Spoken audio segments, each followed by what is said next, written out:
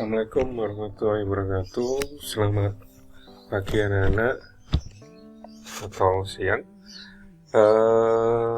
Pada hari ini kita akan belajar tentang jarak titik ke bidang.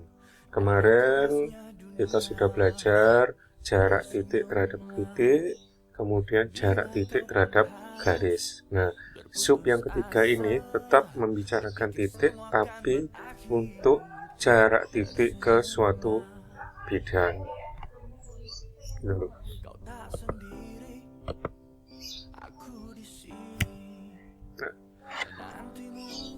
untuk mencari suatu jarak titik terhadap suatu bidang, maka nanti perlu ditarik suatu garis yang tegak lurus, ditarik suatu garis pada titik tersebut yang tegak lurus pada bidang tersebut. Nah, sekarang bagaimana garis yang tegak lurus tersebut?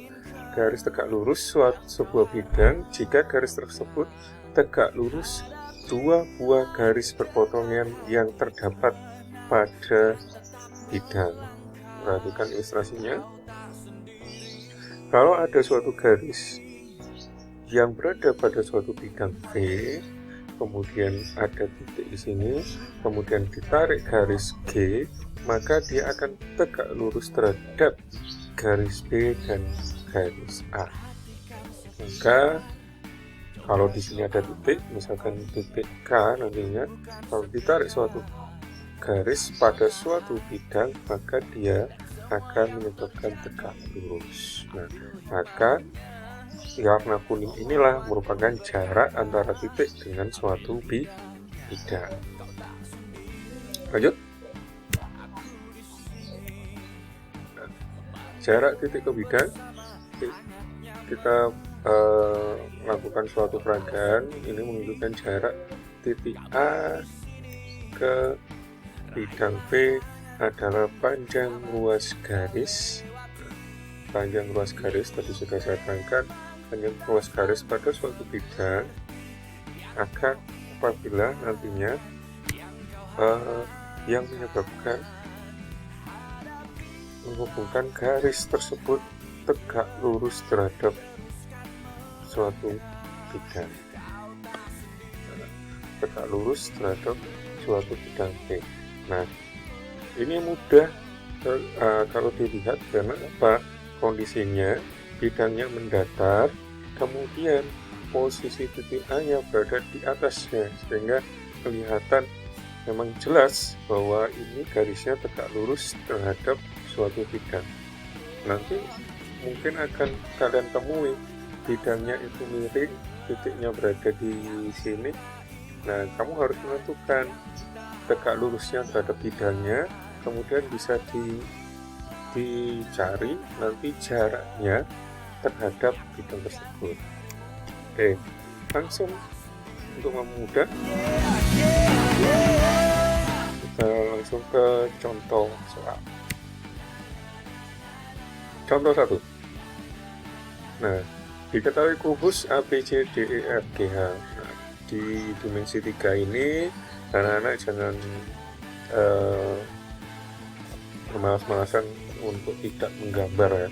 Menggambar, kemudian kalau sudah ada gambar, kalau ada perlu yang dipecah untuk lebih memperjelas bagian-bagiannya, sebaiknya dipecah seperti itu. Nah, sekali lagi, ini ada suatu kubus, diketahui kubus ABCDEFGH dengan panjang rusuk 10 cm. Jarak titik A, nah ini ada titik A terhadap bidang BDHF. Nah, BDHF. Kalau kita tarik garis, dia akan menembus di sini.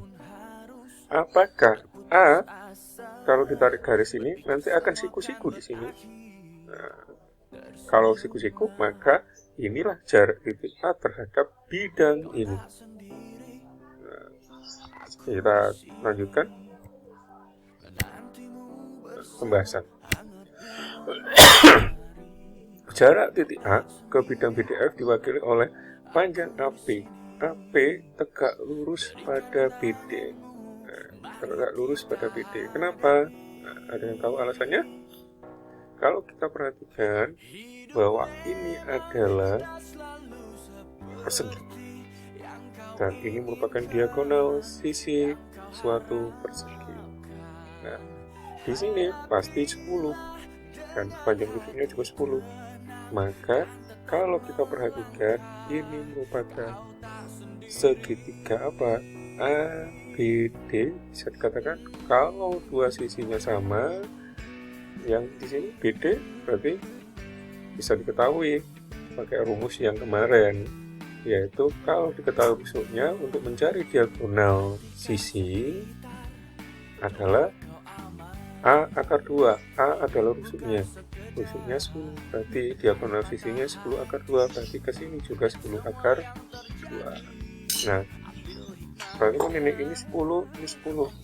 Yang di sini 10 akar 2, maka ini segitiga sama tadi. Ditarik garis tengah-tengahnya, maka ini tinggi dari segitiga sama tadi. Dan tinggi itu pasti siku. Maka AB adalah setengah dari AC, di mana AC tegak lurus terhadap BD. AC tegak lurus terhadap BD. Karena dia posisi, maka setengah AC. Nah, tanpa menghitung pun bisa diketahui kalau AC-nya tadi ketemu berapa, diagonal sisinya 10 akar 2, kalau setengahnya berarti berapa? 5 akar 2. Berarti jarak titik ke A ke BDHF adalah 5 akar 2. Ini sudah diketahui kalau subsiko ya, kalau begitu. Kalau apa namanya, jarak diagonal sisi pada suatu persegi kalau berpotongan, maka di sini dia akan siku-siku. Oke. Lanjut ke pembahasan yang kedua. Contoh yang kedua. Semakin banyak contoh dan semakin banyak latihan nanti akan mempermudah dan lebih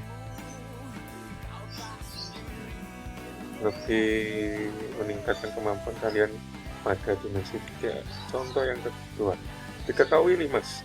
Ini bangunan limas segi 4 beraturan TABCD. Segi 4 beraturan berarti sisi yang ada di bawah ini sama panjang.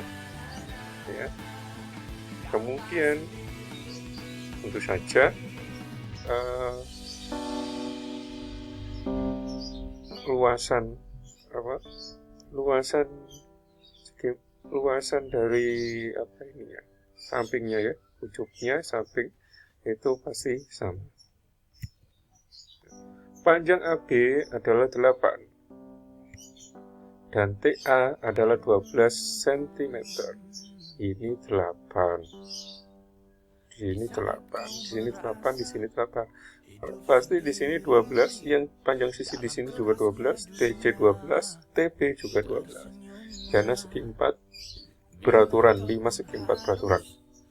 Nah, tentukan titik T terhadap bidang ABCD. Nah, ini mudah karena ABCD itu mendatar, sedangkan T berada di atasnya. Kalau lurus, nanti tegak lurus, nanti dia langsung ke bawah.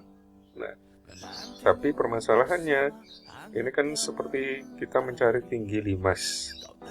Masalahnya ini 8, ini 12, maka kamu harus bisa membentuk segitiga yang nantinya melibatkan garis T ke bidang ABCD.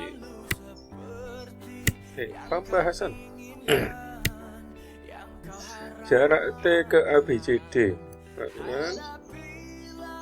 jarak T ke perpotongan AC. Nah, ini jadi bidang ditarik suatu 2 garis pada suatu titik, kemudian kita tarik garis dan dia menyebabkan siku-siku, maka TP ini adalah panjang dari titik A terhadap bidang ABCD. Nah, kalau kalian perhatikan di sini bisa terbentuk segitiga apa APT bisa, atau pakai yang ini juga bisa BPT, terserah nanti kamu pakai segitiga yang mana, dan digambar lagi agar nanti lebih mempermudah kalian. AC diagonal persegi sisi. Kalau ini 8, maka AC adalah 8 akar 2, sehingga AP itu adalah 4 akar 2. Ya kan? Pak rumus kemarin, tidak perlu kita kuras lagi untuk menghitungnya. Nah, baru X, maka AC 8 akar 2, ya kan? Sedangkan AP setengah dari AC, yaitu 4 akar 2.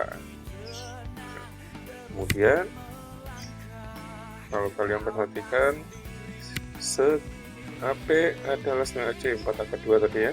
DP adalah AT kuadrat dikurangi AP kuadrat. Kenapa? Nah, berarti ini menggunakan segitiga APT.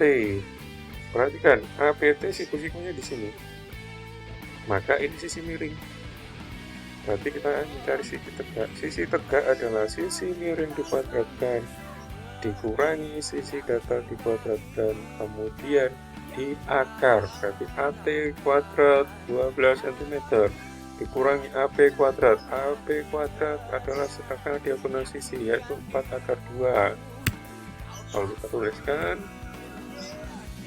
sehingga seperti ini, 144 12 kuadrat dikuadratkan 12 kuadrat 144, 4 akar 2 adalah 32, 4 dikuadratkan ini 16, akar 2 dikuadratkan itu 2, 16 kalikan 2 32, maka 144 kurangi 32 adalah akar dari 112.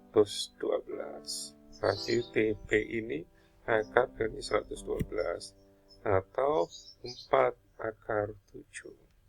Seperti itu penyederhanaannya, seperti itu, 4 akar 7. Sehingga 112 itu bisa dirubah dalam bentuk 16 kali 7. 16 di akar itu 4, 7 tetap akar 7. Bisa dianu karena dia nggak bisa diakar karena dia bilangan prima. Mungkin itu anak-anak tentang pembelajaran yang ketiga ini, untuk daring yang ketiga ini, yaitu jarak titik terhadap bidang. Ada 2 contoh seperti itu. Kalian pelajari lagi dengan mengerjakan soal-soal yang nanti Bapak beri di Google Classroom. Untuk itu sekian, kurang lebihnya Bapak mohon maaf kalau ada yang salah-salah. Nanti kalian bisa bertanya kalau kurang jelas di Google Classroom. Terima kasih. Saya akhiri. Assalamualaikum warahmatullahi wabarakatuh.